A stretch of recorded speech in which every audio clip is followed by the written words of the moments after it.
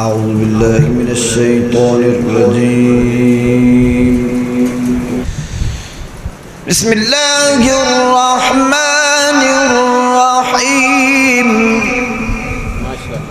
صاحب مدرسہ انس بن مالک رضی اللہ تعالی عنہ، اب میں بلا تاخیر گفتگو کے لیے دعوت دیتا ہوں کہ آج کل یقیناً فتنوں کا بڑا زور و شور ہے اور امت کو مختلف معاملات کے اندر الجھا کر تقسیم کرنے کی کوشش کی جا رہی ہے، تو ان تمام کوششوں کو ناکام اور نامراد اور اسی طرح ان تمام امت کو تقسیم کرنے کی جو کوششیں ہیں ان کا قلعہ کما کرنے والے میری مراد حافظ بخاری محترم جناب حافظ مفتی عتیق الرحمن الوی صاحب انشاءاللہ الرحمن اپنے مخصوص انداز سے ہم کلام ہوں گے، تو انشاءاللہ ان کے بعد محترم جناب حضرت مولانا محمد یوسف ربانی صاحب بھی تشریف فرما ہیں، انشاءاللہ ان کی بھی گفتگو ہوگی۔ السلام علیکم ورحمۃ اللہ وبرکاتہ۔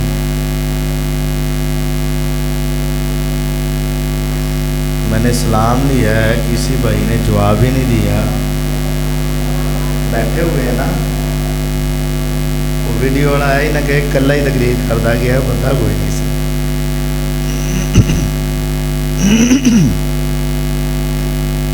الحمدللہ رب العالمین والصلاة والسلام على سید الانبیاء وخاتم المرسلین وعلى آلہ وصحبہ ومن تبعهم اجمعین، اما بعد۔ اللہم صل علی محمد وعلى آل محمد كما صلیت علی ابراہیم وعلى آل ابراہیم انک حمید مجید۔ اللہم بارک علی محمد وعلى آل محمد كما بارکت علی ابراہیم وعلى آل ابراہیم انک حمید مجید۔ اعوذ باللہ السمیع العلیم من الشیطان الرجیم، بسم اللہ الرحمن الرحیم۔ قل یا ایہا الناس انی رسول اللہ الیکم جمیعا۔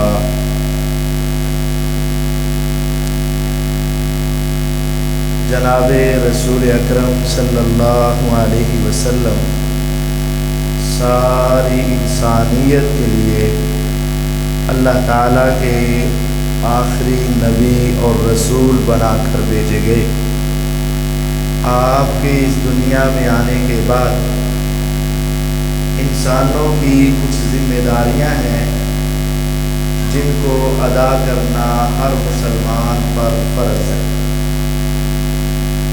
پیغمبر علیہ الصلاۃ والسلام ساری دنیا سے اعلیٰ تھے، افضل تھے، حسین تھے، جمیل تھے، ساری خوبیاں آپ میں موجود تھیں۔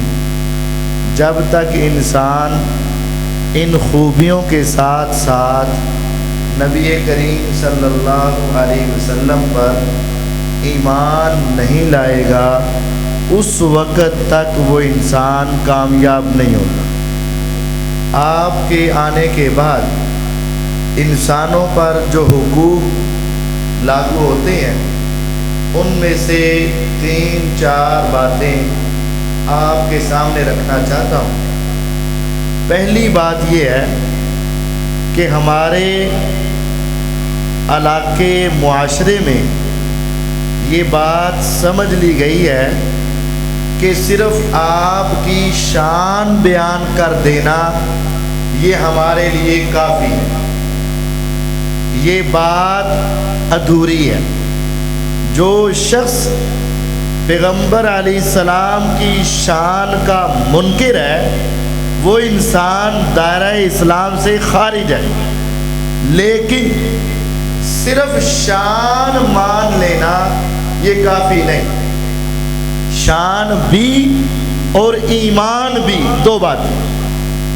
مشرکین مکہ نبی کریم صلی اللہ علیہ وسلم کے حسن میں اختلاف نہیں کرتے، سب کا کہنا تھا کہ پورے مکے میں سب سے حسین کون ہے؟ محمد صلی اللہ علیہ وسلم. سب کہتے ہیں. ان کو آپ کے اخلاق میں کوئی شک نہیں تھا. سارے ہی کہتے تھے کہ پورے مکے میں سب سے زیادہ اچھا اخلاق محمد صلی اللہ علیہ وسلم. اور آپ جانتے ہیں جب آپ کو نعوذ باللہ ثم نعوذ باللہ شہید کرنے کا، قتل کرنے کا پروگرام بن گیا، ہر قبیلے کا ایک ایک بندہ تلواریں لے کر آ گیا، آپ کے گھر کا گھیراؤ کر لیا، آپ نے اس وقت اپنی چارپائی پہ علی رضی اللہ عنہ کو سلایا اور آپ نے کہا اے علی میں جا رہا ہوں، تم صبح آ جانا. اے اللہ کے نبی علیہ السلام یہ کیا بات ہوئی، آپ جائیں اور میں بعد میں جاؤں، میں بھی آپ کے ساتھ جاؤں گا. فرمایا نہیں، میرے پاس مکے والوں کی کیا موجود ہے؟ امانتیں، ان کے پیسے، ان کی رقم میرے پاس موجود ہے. اگر میں اب بلا کر دوں گا تو ان کو میرے جانے کا پتہ چل جائے گا. ایسا کرنا، رات میرے بستر پہ گزارنا، صبح ہوگی یہ امانتیں فلاں فلاں فلاں فلاں بندے کو دے دینا اور دے کر پھر تم مکے سے مدینے آ جانا. مطلب کیا؟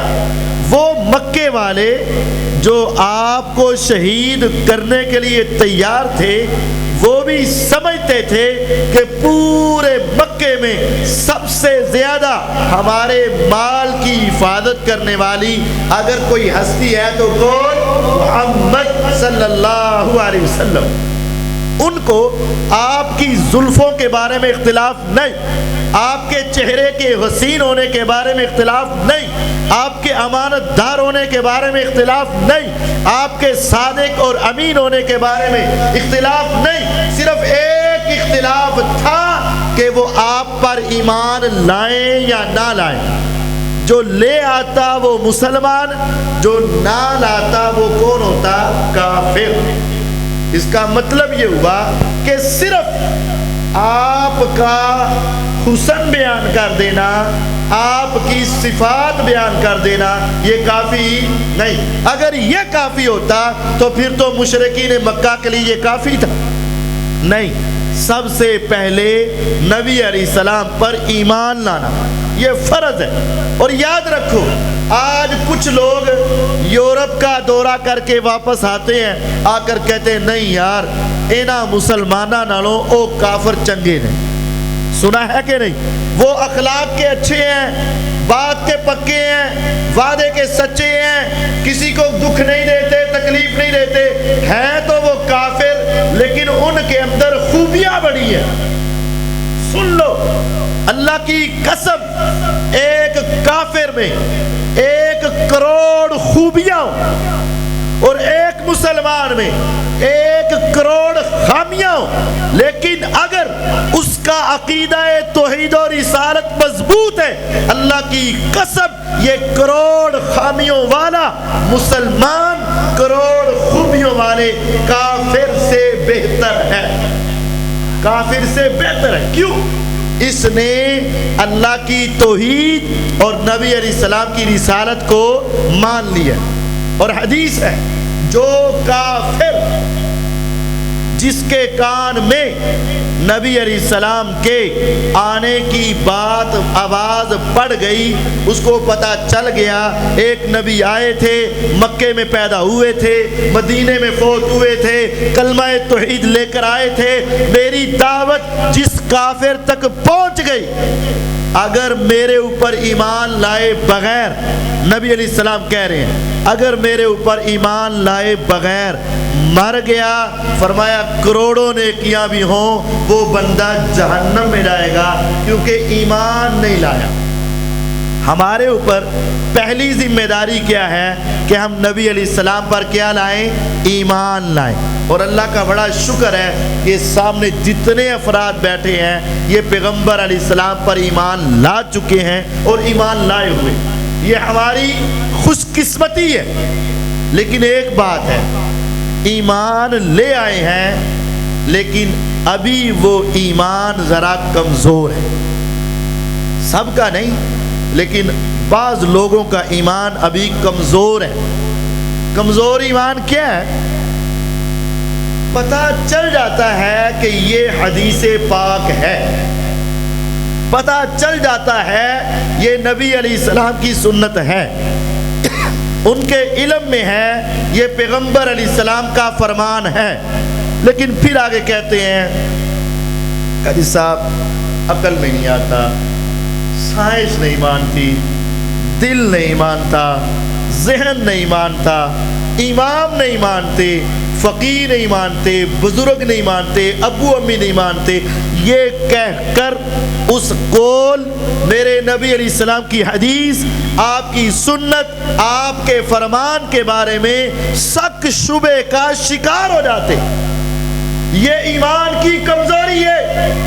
ایمان اس طرح کا ہو جس طرح کا ایمان سیدنا ابو بکر صدیق رضی اللہ عنہ کا تھا. کیا تھا؟ نبی علیہ السلام گھر میں سوئے، آسمان سے جبریل آئے، دروازے سے نہیں چھت کو پھاڑا، آپ کو اٹھایا، اسی راستے سے، چھت کے راستے سے لے گئے، حتیم میں لٹا دیا، سینے کو چاک کیا، دل کو باہر نکالا، سونے کے تھال میں رکھا، زمزم کے پانی سے دھویا، دھو کے دوبارہ رکھا، ہاتھ پھیرا، سینہ درست ہوا، براق کو لایا گیا. براق برق سے ہے، برق کا معنی بجلی. اس جانور کی رفتار بجلی کی رفتار تھی، جہاں نگاہ جاتی وہاں پاؤں جاتا. پیغمبر علیہ السلام کو اس پر بٹھایا گیا، جبریل ساتھ چلے. پیغمبر علیہ السلام مکے سے نکلے، بیت اللہ سے نکلے، بیت المقدس میں پہنچے. پیغمبر علیہ السلام نے وہاں سٹے کیا، وہاں رکے. 40 دن کے جانے کا سفر، رات کی تاریکی میں پہنچے. پھر آپ پہلے آسمان پہ گئے، پھر دوسرے، پھر تیسرے، پھر چوتھے، پھر پانچویں، پھر چھٹے، پھر ساتویں، پھر آگے سدرۃ المنتہا، پھر آگے میرے رب سے ملاقات، پھر آگے جنت کے نظارے، پھر آگے جہنم کے منظر کو دیکھا. پھر واپس آئے چھٹے آسمان پہ، 6ویں آسمان پہ موسیٰ علیہ السلام سے ملاقات ہوئی. بتایا گیا مجھے اللہ نے 50 نمازیں دی، کہا کم کروا لو. پھر واپس گئے، 5 کم ہوئی، پھر واپس آئے، پھر گئے، پھر آئے، پھر گئے، پھر آئے، پھر گئے، پھر آئے. 9 چکر لگا کے پھر آپ زمین پہ آئے، دوبارہ بیت المقدس میں پہنچے. سارے انبیاء موجود تھے، سب کو امامت کروائی، 2 رکعات پڑھائی. پھر آپ واپس آئے، مدینہ مسجد نبوی کے پاس آئے، اپنے گھر میں آئے. آپ سوئے ہوئے اٹھے اور آپ نے کہا یہ سارا سفر میں نے کیا لیکن ابھی رات ختم نہیں. رات ختم ہوئی. مکے سے بیت المقدس 40 دن جانا، 40 دن آنا. زمین سے آسمان 500 سال، دوسرا آسمان 500 سال، تیسرا آسمان 500 سال، 7 آسمان 3500 سال. جانے کا 3500 سال، آنے کا درمیان کے چکر، اللہ سے ملاقات، جنت کی سیر، جہنم کے منظر، بیت المقدس میں نبیوں کی امامت، سارا کچھ کر کے میں آ گیا. ابھی رات ختم نہیں ہوئی. آپ نے یہ بات کہی. صبح ہوئی، آپ بیت اللہ کے پاس گئے. مشرکین مکہ کے کچھ لوگ آئے، مذاق سے کہنے لگے اور اے محمد صلی اللہ علیہ وسلم کوئی نئی تازی؟ فرمایا ہاں نئی تازی ہے، رات کو یہ سارا کچھ ہوا، آپ نے بتا دیا. ایک دوسرے کو حیران ہو کے دیکھنے لگے یہ کیا بات ہے، ایسا ہو سکتا ہے؟ کہنے لگے اے محمد صلی اللہ علیہ وسلم یہ بات آپ کسی اور کے سامنے کہہ سکتے ہیں؟ میں ہاں کہوں گا، سب کے سامنے کہوں گا، 1 کے سامنے، 100 کے سامنے، 1000 کے سامنے، سب کے سامنے کہوں گا رات ایسا ہوا ہے، میں گیا تھا، ایسا ہوا تھا. کہنے لگے بس کام بن گیا، اب تو کوئی بھی ان کی بات مانے گا کوئی نہیں مانے گا۔ دوڑے دوڑے گئے ابو بکر صدیق رضی اللہ تعالیٰ عنہ، مجھے یہ بتا اگر کوئی کہے میں رات کو یہاں سے نکلا بیت المقدس میں پہنچ گیا اور پھر واپس آ گیا، تیری عقل مانتی ہے؟ فرمایا نہیں۔ عقل مانتی؟ فرمایا نہیں۔ 40 دن جانے 40 دن آنے، 80 دن کا سفر رات کے کچھ حصے میں کیسے ہو سکتا ہے؟ اگر کوئی اس سے آگے کہے کہ میں آسمان پہ گیا اور زندہ واپس آ گیا، عقل مانتی؟ فرمایا نہیں۔ آج تک کوئی دنیا کا بندہ زندہ آسمان کے جا کے واپس آیا ہی نہیں۔ پھر وہ کہے میں 7 آسمان پہ گیا اور واپس آیا، عقل مانتی؟ فرمایا نہیں۔ ہم بھی تو تمہیں یہی کہہ رہے ہیں نا، جس کے پیچھے تو لگا ہے نعوذ باللہ وہ محمد صلی اللہ علیہ وسلم ایسی ہی غلط باتیں کرتا ہے۔ اب ان کو موقع مل گیا، ابو بکر صدیق رضی اللہ عنہ چونکے اور کہنے لگے ارے بتاؤ یہ بات میرے نبی نے کہی ہے؟ کہتے کہی ہے۔ پکی بات ہے؟ کہتے پکی بات ہے۔ تم نے سنی ہے؟ ہم نے سنی ہے۔ سچ کہہ رہے ہو؟ سچ کہہ رہا ہوں۔ کہتے اللہ کی قسم اگر میرے آقا نے کہی ہے سو حق کہا ہے، سو سچ کہا ہے۔ جو نبی کہہ دے عقل میں آئے نہ آئے، دنیا مانے نہ مانے، سائنس مانے نہ مانے، ذہن مانے نہ مانے، دل مانے نہ مانے، اگر نبوت کی زبان کہہ دے جو نکل آیا سو حق نکلا، جو نکلا سو سچ نکلا۔ آسمان سے جبریل آئے والذی جاء بالصدق وصدق به اولئک هم المتقون۔ آج کے بعد ابو بکر کا نام صدیق بھی آسمان پہ رکھ دیا گیا۔ یہ ایمان ہے۔ آج حدیث سناتے ہیں، آیت سناتے ہیں، قرآن سناتے ہیں، سنت دکھاتے ہیں، قاری صاحب بات تو آپ کی ٹھیک ہے لیکن دیکھیں نا ذہن نہیں مانتا۔ ارے تیرے ذہن کی کیا اوقات ہے؟ دل نہیں مانتا۔ تیرے دل کی کیا اوقات ہے؟ سائنس نہیں مانتی۔ ارے سائنس ابھی بچی ہے، اس کو کیا پتا؟ پیغمبر علیہ السلام کا تعلق تو رب سے ہے، وہ آسمان والا، وما ینطق عن الہوی ان هو الا وحی یوحی، آسمان سے وحی آتی ہے، نبوت کی زبان حرکت میں آتی ہے۔ وہ آسمان والے کا پیغام نبوت کی زبان سے جب جاری ہوتا ہے، یہ ساری دنیا کے پیرامیٹر اور ساری دنیا کے پیمانے اور ساری دنیا کی عقلیں، ساری دنیا کی سوچیں، ساری دنیا کے معاملات نیچے رہ جاتے ہیں۔ وہ پیغام نبوت کی زبان سے اللہ کا پیغام ہوتا ہے، اس پر ایمان ویسے لاؤ جس طرح ابو بکر صدیق رضی اللہ عنہ ایمان لائے۔ پہلا حق ہم ایمان لائیں، کس طرح کا ایمان؟ جیسا ایمان ابو بکر صدیق رضی اللہ عنہ لے کر آئے۔ دوسرے ہمارے ذمہ حق جو ہمارے اوپر لاگو ہوتا ہے وہ کیا ہے؟ دوسرا حق یہ ہے کہ ہم پیغمبر علیہ السلام سے محبت کریں اور ساری دنیا سے بڑھ کر محبت کریں، ساری دنیا سے۔ والذی نفسی بیدی، قسم اس ذات کی جس کے ہاتھ میں میری جان۔ یہ کون فرما رہا ہے؟ نبی علیہ السلام حدیث سنا رہا۔ لا یؤمن احدکم، اس وقت تک تمہارا ایمان کامل نہیں، حتی اکون احب الیہ من والدہ وولدہ والناس اجمعین، جب تک تم اپنے ماں باپ، اپنی اولاد اور ساری انسانیت سے بڑھ کر میرے ساتھ پیار نہیں کرو گے اس وقت تک تمہارا ایمان کامل نہیں۔ دنیا میں 3 چیزیں، والدین بڑے، اولاد چھوٹی اور ساری انسانیت۔ بہت سارے معاملات میں اگر انسان کہتا ہے قاری صاحب بات تو آپ کی ٹھیک ہے لیکن میرے ابو امی نہیں مانتے، قاری صاحب بات تو آپ کی ٹھیک ہے لیکن بچے ضد کر رہے ہیں، قاری صاحب بات تو آپ کی ٹھیک ہے لیکن دنیا کیا کہے گی، معاشرہ کیا کہے گا، محلہ کیا کہے گا، لوگ کیا سوچیں گے، برادری کیا کہے گی۔ بات تو آپ کی ٹھیک ہے، میں کرنا بھی چاہتا ہوں لیکن بچوں کے ہاتھوں مجبور ہوں، والدین کے ہاتھوں مجبور ہوں، دنیا کے سامنے ناک بھی تو رکھنا ہے نا۔ باتیں تو آپ کی ٹھیک ہیں لیکن یاد رکھو اگر کسی انسان نے دنیا کو آگے رکھ کے، اولاد کو آگے رکھ کے، ماں باپ کو آگے رکھ کے، قوم کو آگے رکھ کے، برادری کو آگے رکھ کے، محلے معاشرے کو آگے رکھ کے میرے نبی کی سنت کو، آپ کی سیرت کو، آپ کے قول کو، آپ کے فعل کو پیچھے کیا، وہ سمجھ لے اس کا ایمان کامل نہیں ہے۔ حدیث کا مطلب یہ ہے اپنے والدین، اپنی اولاد اور ساری انسانیت سے بڑھ کر میں محمد صلی اللہ علیہ وسلم سے پیار کرو۔ مطلب یہ ہے ایک تیری سوچ ہو، ایک آقا کی سنت ہو، ایک تیری اولاد کی سوچ ہو، ایک آقا کی سنت ہو، ایک تیرے والدین کی سوچ ہو، آقا کی سنت ہو، ایک پوری دنیا کی سوچ ہو، دوسری طرف آقا کی سنت ہو، ساری دنیا کو ٹھکرا کے پیغمبر کی سنت کو سینے سے لگا لے، تیرا ایمان کامل ہے۔ اگر ان کی مان کے آقا کو چھوڑ دے تیرا ایمان ناقص ہے۔ محبت کا یہ تقاضا ہے، یہ خالی نعرے نہیں۔ عشق غلامی رسول میں موت بھی قبول ہے، جو نہ ہے وہ عشق مصطفیٰ زندگی فضول ہے۔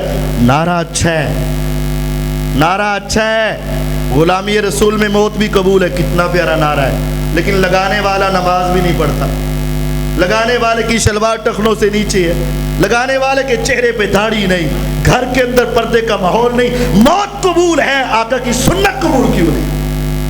نبی علیہ السلام کی سنت قبول کیوں نہیں؟ ہاں، آقا سے محبت ساری دنیا سے بڑھ کر کرو، اور اس طرح کرو جیسے صحابہ نے کی۔ صحابہ نے حق ادا کیا۔ مکے کی وادی میں ایک نوجوان آیا، لڑکا سا تھا، یمن سے کسی نے اغوا کر لیا، مکے میں آ کے بیچ دیا۔ اس وقت اغوا ہوتے تھے اور بندے، انسان، عورتیں، مرد منڈیوں میں گائیں، بھینس، بکروں کی طرح بیچے جاتے تھے۔ آج اللہ کا شکر ادا کرو، سارے آزاد بیٹھے، کوئی کسی کا غلام نہیں۔ مکے کی وادی میں بیچا گیا، نوجوان خوبصورت ہے، منڈی میں آیا، ایک لڑکے نے خریدا، اس نے اپنی خالہ سیدہ خدیجہ رضی اللہ عنہا کو تحفے میں دے دیا کہ خالہ یہ آپ کی خدمت کرے گا، بچہ بڑا اچھا ہے۔ انہوں نے اپنے پاس رکھا۔ نبی علیہ السلام سے شادی ہوئی، سیدہ خدیجہ رضی اللہ عنہ نے وہ غلام پیغمبر علیہ السلام کو تحفے میں دے دیا۔ اس کا نام ہے زید بن حارثہ رضی اللہ عنہ۔ نبی علیہ السلام نے اپنا بیٹا بنایا، بھائی بنایا، اپنے پاس رکھا، پیار کیا، محبت کیا، سب کچھ اس کو دیا۔ اس وقت بھی لوگ حج عمرہ کرتے تھے۔ کچھ لوگ وہاں سے یمن سے مکے میں حج عمرے کے لیے آئے۔ انہوں نے وہاں دیکھا، یار یہ نوجوان تو لڑکا دیکھا کہتے ہاں دیکھا اوہ یہ تو ہمارے علاقے میں حارثہ کا بیٹا ہے، زید ہے، یہاں پہنچے، گم ہوا تھا، اغوا ہوا تھا۔ کس کے پاس؟ پتہ کیا، کہتے ادھر ایک بڑا عظیم آدمی ہے محمد صلی اللہ علیہ وسلم، اس کے پاس ہے۔ واپس گئے، حارثہ کو بلایا، باپ سے ملے، حارثہ مبارک ہو، تیرا بیٹا مل گیا۔ کہاں ملا؟ مکے میں ایک شخص ہے، کہتے اچھا ہے، اس کا نام محمد ہے صلی اللہ علیہ وسلم، اس کے پاس ہے۔ اچھا، تصور کرو، اللہ نہ کرے، اللہ نہ کرے کسی کا بیٹا گم ہوا ہو، کئی سالوں سے گم ہوا، اور آ کر اس کو بتا دیا جائے تیرا بیٹا وہاں ہے، کیا ایک رات بھی گھر میں گزرے گی؟ راتوں رات سفر ہوگا۔ چچا، باپ، بھائی سامان لیا، پیسے لیے، مال لیا کہ جیسے بھی مکے گی مکا کے بچہ اپنا لے آئیں گے۔ لمبا سفر کر کے مکہ میں پہنچے، تلاش کیا محمد کون ہے، صلی اللہ علیہ وسلم فلاں ہے، گئے، آقا آپ کے ساتھ ایک بات کرو، تمہارے پاس جو ایک غلام ہے نا، ہاں زید، وہ ہمارا بیٹا ہے، آپ نے خریدا ہوگا تو آپ ہم سے پیسے لے لو جو آپ نے دیے ہوں گے کسی کو، تو ہمارا بچہ ہمیں دے دو۔ آپ نے فرمایا تمہارا بیٹا ہے؟ ہاں ہمارا بیٹا ہے۔ فرمایا اگر تمہارا بیٹا ہے تو پھر پیسے کیوں لینے ہیں؟ تمہارا بیٹا ہے تو پیسے کیوں لینے ہیں؟ اس کو بلا لیتے ہیں، جائے گا تو روکوں گا نہیں، رہے گا تو بھیجوں گا نہیں۔ انہوں نے کہا یہ تو کمال ہو گئی، پیسے بھی بچ گئے، بچہ بھی مل گیا۔ تصور ہی نہیں کہ کئی سالوں کا بچھڑا ہوا بیٹا جب اپنے والد کے چہرے کو دیکھے تو اس کو محبت جوش نہ مارے، آنکھیں برسے نہ، اور وہ والدین کے لیے تڑپے نہ، تصور ہی نہیں۔ خوش ہو گئے، بچہ بھی مل گیا، پیسے بھی بچ گئے۔ آپ نے زید کو بلایا، زید رضی اللہ عنہ آئے، دیکھا محبت نے جوش مارا، سینے سے لگے، گلے لگے، آنکھیں برسی، محبت ایک دوسرے کے ساتھ آئی، باپ کے گلے لگے، چچا کے گلے لگے، بھائی سے چمٹے، وہ پرانی یادیں تازہ ہوئیں۔ آپ اس منظر کو دیکھ کے حیران ہو رہے ہیں کہ والد کی اولاد سے محبت کس قدر ہے۔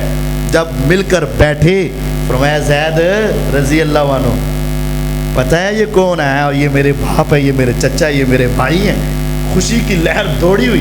فرمایا زید پتہ ہے کدھر آئے ہیں؟ آقا کدھر آئے ہیں؟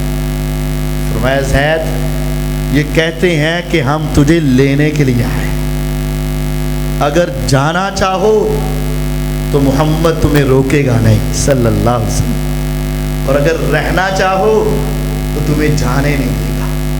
تصور کیجیے، ماں، باپ، بھائی، چچا، والدین، گھر، رشتہ دار، محبت۔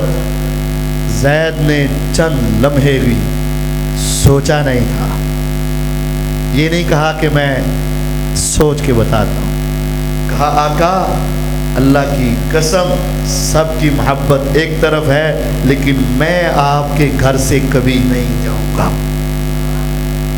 باپ حیران، چچا حیران ہے، زید تیری ماں تیری ہمشیرہ ہے، تیرے بھائی، تیرا قبیلہ، تیرا گھر، تیرا محلہ سارے بے تاب ہے۔ کہا سن لو، والدین کی محبت اپنی جگہ، چچا کی محبت اپنی جگہ، تایا کی محبت اپنی جگہ، ماں کی محبت اپنی جگہ، بھائیوں کی محبت اپنی جگہ، لیکن اللہ کی قسم جو محبت زید کے دل میں آقا کی آ چکی ہے، اس کے مقابلے میں کسی کی محبت نہیں آ سکے گی۔ زید کو ساری دنیا سے بڑھ کر محمد الرسول اللہ صلی اللہ علیہ وسلم سے محبت تھی، ہمیں بھی ہونی چاہیے۔ اور شیخ سنا رہے تھے نا، اس کو میں ذرا مختصراً دوبارہ دہراتا ہوں۔ احد کا میدان تھا، نبی علیہ الصلوۃ والسلام کفار سے لڑ رہے تھے، نقشہ کچھ ایسے تھا، ادھر بھی پہاڑ، ادھر بھی پہاڑ، سامنے دشمن، پیچھے چھوٹی سی پہاڑی۔ آپ نے 50 بندے وہاں کھڑے کر دیے کہ دشمن سامنے ہے، ہمارے ساتھ لڑے گا، درمیان سے تو آ نہیں سکے گا، ہو سکتا ہے پہاڑ کے پیچھے سے آ کر ہمارے اوپر کیا کر دے، حملہ کر دے۔ یہ راستہ ہے، یہ راستہ ہے، پیچھے چھوٹا سا پہاڑ، 50 بندے کھڑے کر دیے۔ نبی علیہ الصلوۃ والسلام دشمن سے لڑے، کافر بھاگ گئے، یہ 50 بندے بھی نیچے اتر آئے کہ اب تو فتح ہو گئی، کافر بھاگ گئے، یہ بھی نیچے آ گئے۔ مسلمان مال غنیمت اکٹھی کرنے لگے۔ دور جا کر خالد ابن ولید رضی اللہ عنہ، جو اس وقت کافر تھے اور کافروں کے سردار تھے، سپہ سالار تھے، دور سے دیکھا کہ پیچھے رستہ صاف ہو گیا، وہ چند گھوڑوں کی ٹیم لے کر پیچھے سے ہوتے ہوئے دوڑتے ہوئے آ گئے، جس کا ڈر تھا وہ ہو گیا۔ اب مسلمان درمیان میں، کافر آگے، اور کافر مسلمانوں پر اچانک وہ کافر بھی پلٹ آئے، یہ بھی آگے حملہ ہوا، مسلمان درمیان میں پسے گئے۔ اب پیچھے سے جب تیر آتے، تلواریں آتی، حملہ ہوتا، سمجھ نہیں آتی پیچھے کون ہے، مسلمان ایک دم سے بکھر گئے۔ نبی علیہ الصلوۃ والسلام ایک خیمے میں تھے، 11 صحابہ آپ کے خیمے کے پاس، باقی مسلمانوں کو جنگ میں ایک دم سے پتہ ہی نہیں چلا، کوئی ادھر بھاگا، کوئی ادھر، کوئی ادھر، کوئی ادھر، سارے بھاگے، اور کافروں نے مشہور کر دیا کہ نعوذ باللہ ثم نعوذ باللہ محمد صلی اللہ علیہ وسلم شہید ہو گئے۔ مسلمان حوصلے ہار بیٹھے کہ اگر آقا ہی نہیں رہے تو ہمیں لڑ کے کیا کرنا۔ اب 11 صحابہ آپ کے خیمے کے ارد گرد، اور کافروں کا ایک جتھا ادھر آ گیا۔ اب کافروں نے کہا کہ ہم نے نعوذ باللہ سارا زور آپ کی شہادت کے اوپر لگا دیں۔ نبی علیہ السلام نے کہا تھا کون ہے جو آج میری حفاظت کرتے ہوئے اپنی جان کا نذرانہ دے؟ پتا تھا پکا یہ 11 افراد، وہ 20 افراد گھیرے کے لیے آئے، جو ایک ایک لڑے گا، پتا تھا آج میری زندگی کا آخری دن ہے، یقین تھا کہ آج شہادت پھر پکی ہے۔ نبی علیہ السلام نے کہا کون ہے جو میرے لیے اپنی جان کا نذرانہ دے؟ کسی ایک نے بھی یہ نہیں کہا آقا میری بھی بیوی ہے، میرے بھی بچے ہیں، میرے بھی والدین ہیں، میرا بھی قوم قبیلہ ہے، اس کو کہہ دے، اس کو کہہ دے، اس کو کہہ دے۔ کعبے کے رب کی قسم 11 تلواریں اپنے ہاتھوں کو لے کر اٹھی، میں لڑنا چاہتا ہوں، میں لڑنا چاہتا ہوں، میں لڑنا چاہتا ہوں، میں لڑنا چاہتا ہوں۔ آپ نے کہا 10 میرے خیمے کا گھیراؤ رکھے، دشمن کو قریب نہ آنے دے، ایک آگے ہو کر لڑے، وہ شہید ہوئے، دوسرے لڑے شہید ہوئے، تیسرے لڑے شہید ہوئے۔ تاریخ میں موجود ہے 10 صحابہ باری باری اپنی جان کا نذرانہ دے کر جنت میں کود رہے ہیں، جنت میں جا رہے ہیں۔ 11ویں صحابی حضرت طلحہ بن عبید اللہ رضی اللہ عنہ جب آخری صحابی رہ گئے، وہ خیمے کے باہر نکلے پیغمبر علیہ السلام کے دفاع کے لیے۔ لوگوں کی تلواریں خیمے کے قریب پہنچ چکی تھی، اپنے ہاتھ کو آگے کر کے ان کے حملوں کو روک رہے تھے۔ ان کے بازو پہ اتنے زخم آئے، بازو سل ہو گیا، 80 سے زیادہ زخم لگے، ابھی گرے ہیں۔ مسلمانوں کا ایک بڑا گروہ، بڑا جتھا آیا، کافروں کو پیچھے بھگایا، کافر بھاگ گئے۔ مسلمان پھر آ کر نبی علیہ السلام کی حفاظت کے لیے معمور ہوئے۔ 10 نے جانیں دے دی۔ نبی علیہ السلام باہر نکلے، صحابہ کو دیکھ رہے تھے، میرے اوپر جان کس کس نے نچھاور کی ہے، محبت کا حق کس کس نے ادا کیا ہے۔ ایک صحابی زخموں سے چور تھے، لیکن آخری لمحات ابھی ان کے باقی تھے، آخری سانسیں چل رہی تھی۔ میرے نبی علیہ السلام نے غور سے دیکھا، ابھی اس کے کچھ سانس باقی ہیں۔ پیغمبر علیہ السلام قریب بڑھے، آپ وہاں بیٹھے نہیں کیونکہ دشمن کا بھی خطرہ موجود تھا، آپ قریب گئے، آپ نے اپنے پاؤں کو تھوڑا سا آگے کیا، اس نے پورے زور لگا کر اپنی گردن کو اٹھایا، آقا کے پاؤں پہ رکھا، ابھی رکھا ہی تھا تو روح پرواز کر گئے، روح پرواز کر گئے۔ کیسی عظیم موت تھی۔ میرے نبی علیہ السلام نے کہا تھا جس حال میں مرو گے اسی حال میں اٹھو گے۔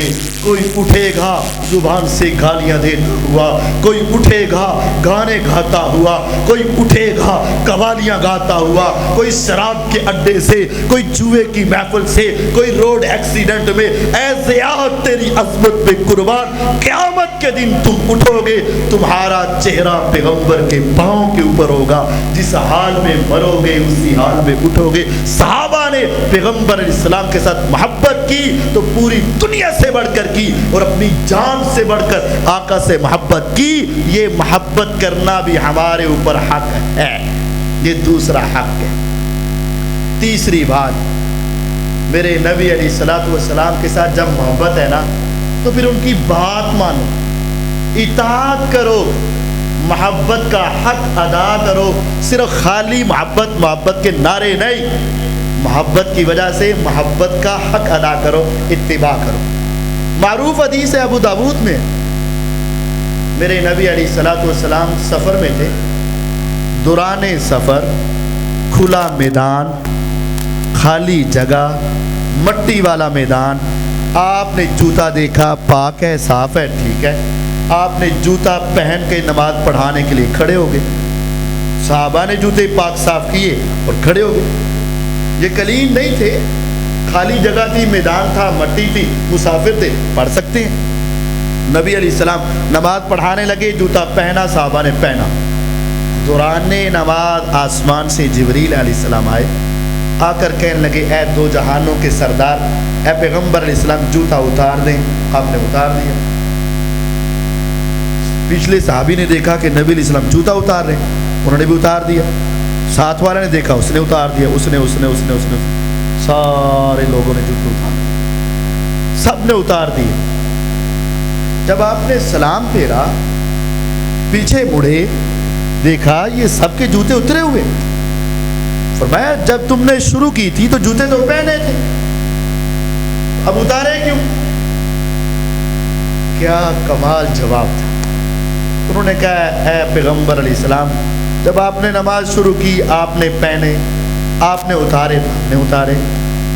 آپ نے فرمایا میرے پاس تو آسمان سے جبریل آئے تھے علیہ الصلاۃ والسلام، انہوں نے مجھے نماز میں کہا تھا جوتا اتار دے، میں نے اتار دیا۔ انہوں نے کہا ہمیں نہیں پتا آسمان سے جبریل آئے یا نہیں آئے، کیوں پہنا کیوں اتارا، ہم نے دیکھا آپ نے پہنا، ہم نے پہنا، آپ نے اتارا، ہم نے اتارا۔ مصور کھینچ وہ نقشہ جس میں یہ صفائی ہو، ادھر عمل محمد ہو، ادھر گردن جھکائی ہو صلی اللہ علیہ وسلم۔ انہوں نے یہ نہیں پوچھا اے نبی علیہ السلام پہنا کیوں تھا، اتارا کیوں تھا، اگر اتارنا تھا پھر پہنا کیوں تھا، اب پہلے اتار دیتے، اب ہم پہلے اتار دیتے۔ نہیں، انہوں نے کہا آپ نے پہنے، ہم نے پہنے، آپ نے اتارے، ہم نے اتارے۔ ہماری سنت کا، ہماری محبت کا، ہماری اتباع کا، ہماری اطاعت کا یہ فرض تھا اور حق تھا، جو آپ کریں گے سو ہم کریں گے،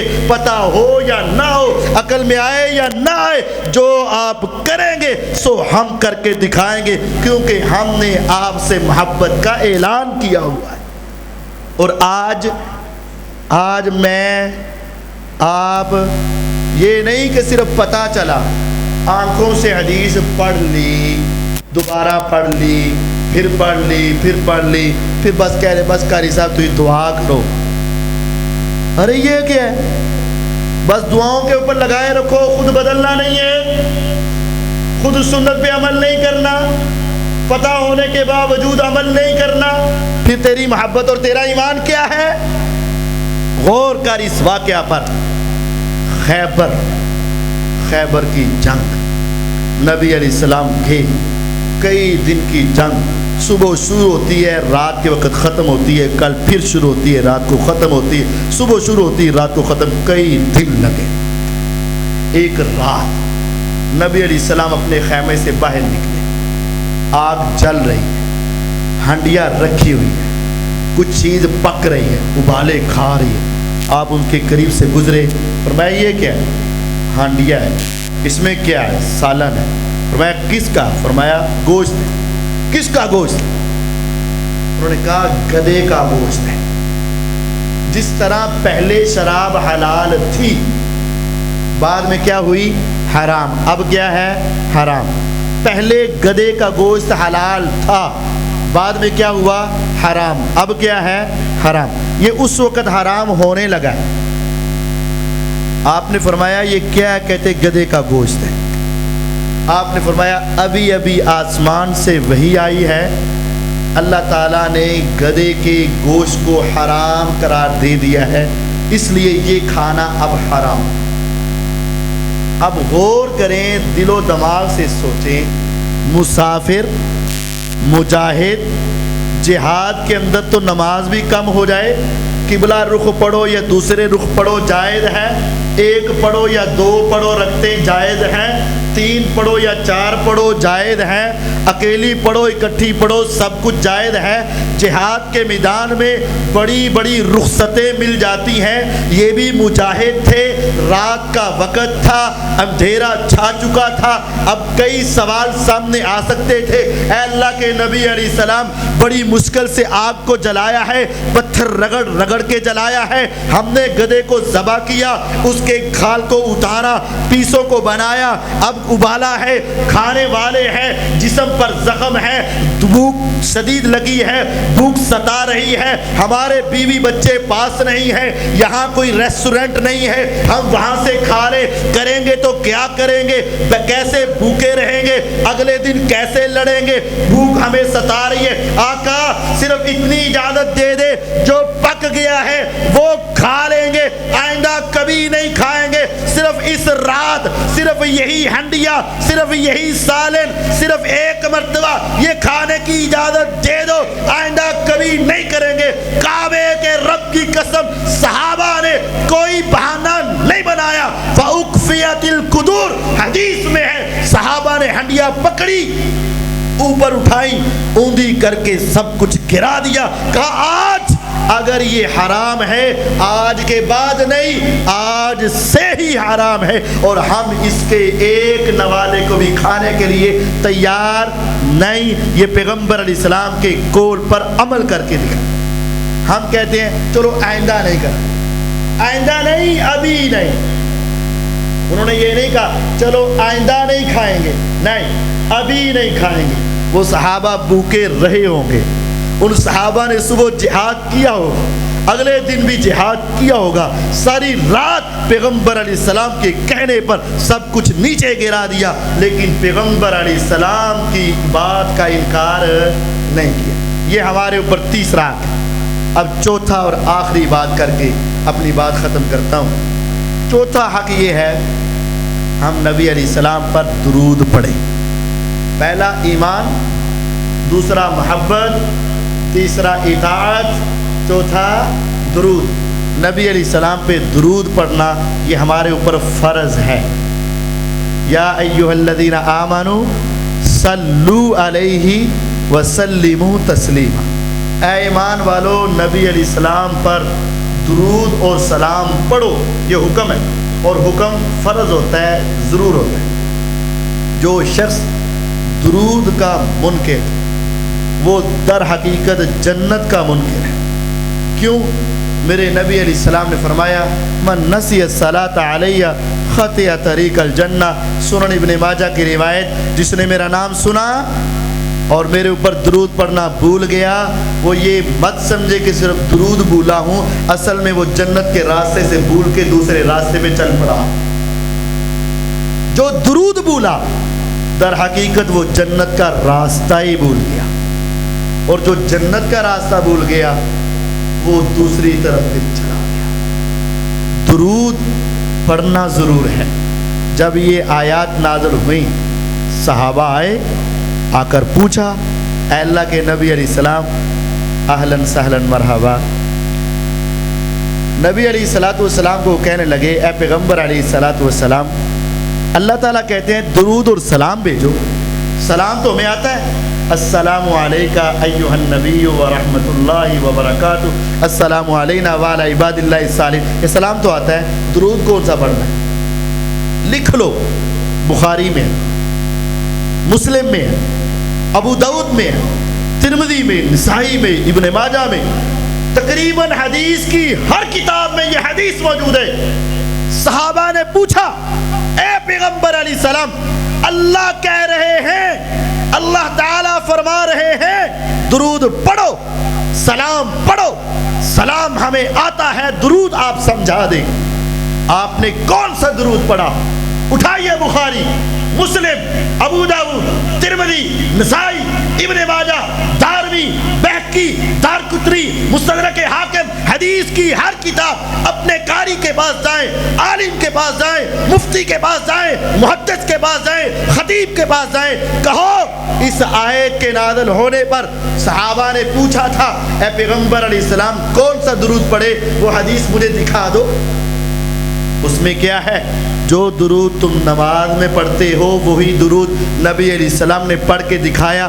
اللہ تعالیٰ نے اگر کہا ہے میرے اوپر درود پڑھو تو یہ پڑھنا ہے، یہ درود ہے۔ اللہم صلی علی محمد وعلی آل محمد کما صلیت علی ابراہیم وعلی آل ابراہیم انک حمید مجید، اللہم بارک علی محمد وعلی آل محمد کما بارکت علی ابراہیم وعلی آل ابراہیم انک حمید مجید۔ یہ درود پڑھنا ہے۔ میرے نبی علیہ السلام نے کہا من صلی علی عشرا حین یصبح وعشرا حین یمسی ادرکتہ شفاعتی یوم القیامہ۔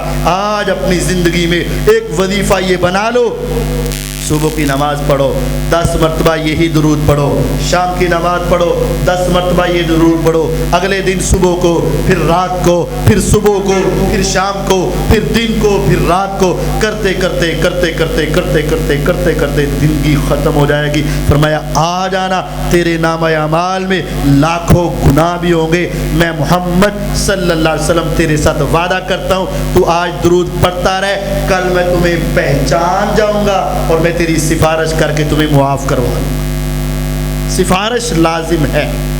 یہ نبی علیہ السلام پہ درود پڑھو، درود کی بے شمار فضائل. 4 باتیں میں آپ کو سمجھا کے جا رہا ہوں. نبی علیہ السلام کے آنے کا مقصد صرف آپ کا حسن دکھانا نہیں تھا، آپ کے چہرے اور زلفیں دکھانا نہیں تھا. اصل مقصد تھا کہ لوگ آپ پر ایمان لائیں. ہمارا پہلا حق کیا ہے؟ ہم نبی علیہ السلام پر کیا کریں؟ ایمان لائیں. اور کس طرح ایمان؟ جس طرح ابو بکر صدیق رضی اللہ عنہ لے کر آئے. دوسرا حق، آپ کے ساتھ محبت کریں. کتنی محبت؟ ساری دنیا سے، والدین سے، اولاد سے اور اپنی جان سے بڑھ کر محبت کریں. یہ دوسرا حق ہے. تیسرا حق کہ جب محبت کی ہے تو بات مانیں اور آپ کی ہر حدیث کے اوپر عمل کرنے کی کوشش کریں. چوتھا، پھر آپ کے اوپر کثرت کے ساتھ درود پڑھیں. یہ درود ہماری نجات کے لیے بہترین ذریعہ ہے. اللہ تعالیٰ مجھے اور آپ کو سمجھنے اور اپنی اصلاح کرنے اور ان باتوں پر عمل کرنے کی توفیق عطا فرمائے. وآخر دعوانا ان الحمد للہ رب العالمین.